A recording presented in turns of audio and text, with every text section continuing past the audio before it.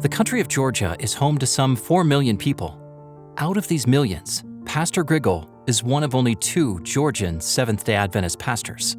We don't have many workers, and because of that, we have a lot of functions as pastors, and it's a big challenge because we do not have enough resources.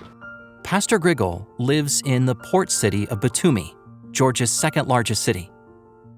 The mission challenges grow by the day as new apartments, casinos, and other developments are constructed around his church. Many people don't trust when you talk to them about God, and I would say this is one of the challenges. Although historically, Georgia was the second nation to officially adopt Christianity, Adventism has struggled to gain ground here. Adventist church is very small in Georgia, approximately around 300 people, and they are scattered all over the Georgia. In Batumi we have a church approximately consisting of 40 members.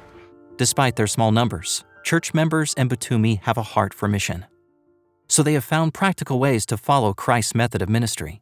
When we become friends with people, like we try to organize different social projects and humanitarian projects for people who are in need.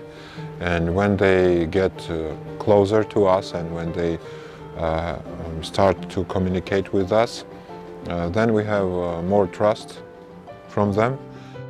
Recently, the greatest need comes from the influx of Ukrainian refugees.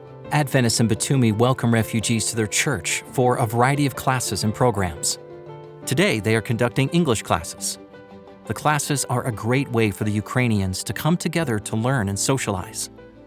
These gatherings have allowed them to develop a community away from their homes in Ukraine. It allows them to feel supported and cared for. The church also offers classes to learn the Georgian language.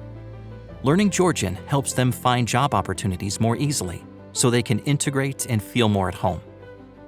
Through these projects, we become friends with them, and sometimes they ask questions about our church, about our beliefs, and we can share. Finally, we believe that these projects, they will have influence, and maybe some of them will even start to attend our church. Pastor Grigol and church members in Batumi have been praying for funds to build an urban center of influence that would provide space for them to offer more programs to their community. Currently, the church is too small.